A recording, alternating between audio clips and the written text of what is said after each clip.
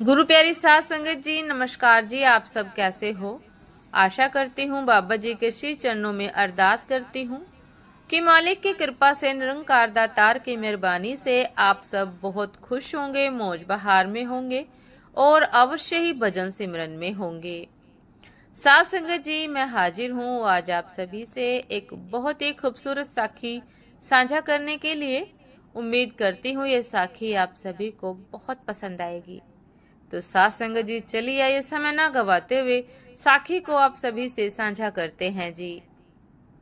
साथ संगत जी, एक राज्य के राजा ने अपनी बढ़ती उम्र को देखकर यह फैसला किया कि वह राजपाट से संन्यास ले लेगा, परंतु उसका कोई पुत्र नहीं था जिसे वह राज्य सौंपकर जिम्मेदारी से मुक्त होता। राजा की एक पुत्री थी जिसके विवाह की योजना भी राजा को बनानी थी।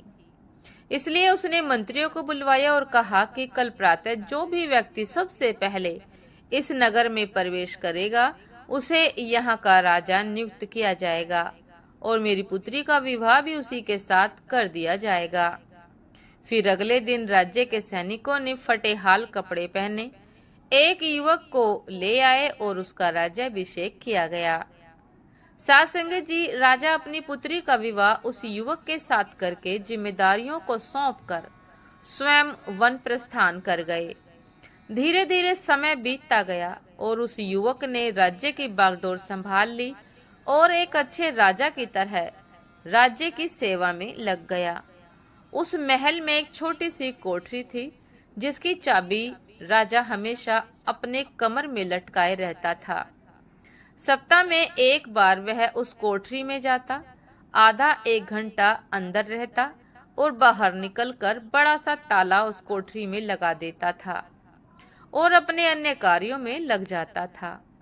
इस तरह राजा के बार बार उस कमरे में जाने से सेनापति को अचंभा होता था कि राज्य का सारा खजाना, सारे रत्न, मणि, हीरे, जवाहरात तो खजांची के पास है।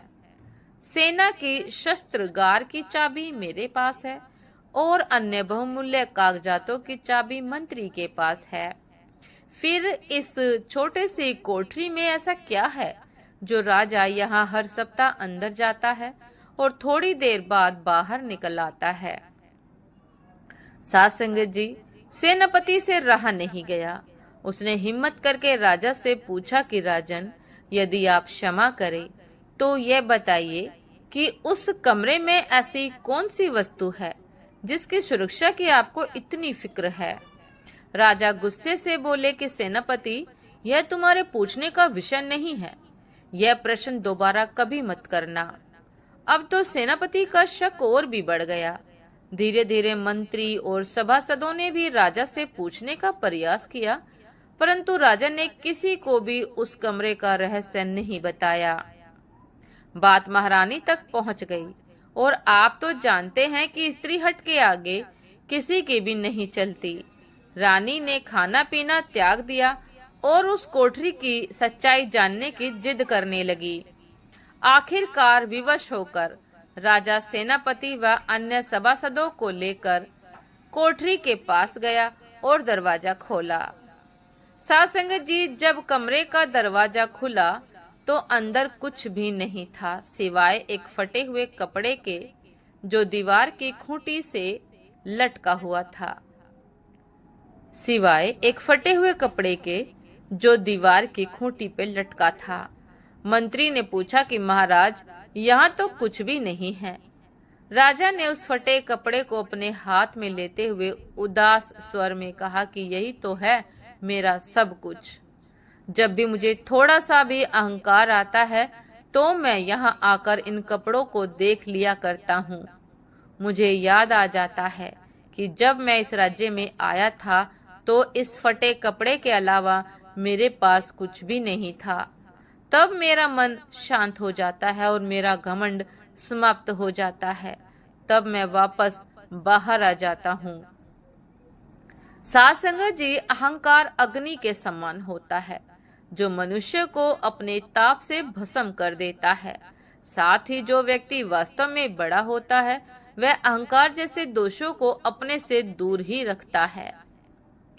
साथ संगत जी, ये थी आज की एक बहुत ही खूबसूरत साखी। उम्मीद करती हूँ ये साखी आप सभी को बहुत पसंद आई होगी। यदि पसंद आई हो साथ संगत जी, कुछ सीखने को मिला हो तो लाइक कमेंट शेयर करना ना भूलिएगा। चैनल पर जो भी नए हैं कृपा करके सब्सक्राइब कर लीजिएगा, ताकि चैनल पर मिलने वाली सभी शब्द साखियों की अपडेट आप सभी को समय पर मिलती रहे। साथ संगत जी, आप हमें इंस्टाग्राम पर भी फॉलो कर सकते हैं। इंस्टाग्राम का लिंक डिस्क्रिप्शन बॉक्स में दिया गया है। तो साथ संगत जी, दासी को भी आज्ञा दीजिए। आपसे फिर मुलाकात होती है एक नए शब्द साखी के साथ, एक नए खूबसूरत विचार के साथ। तब तक के लिए नमस्कार जी। सदा खुश रहिए, मुस्कुराते रहिए, भजन सिमरन अवश्य करते रहिए। नमस्कार जी।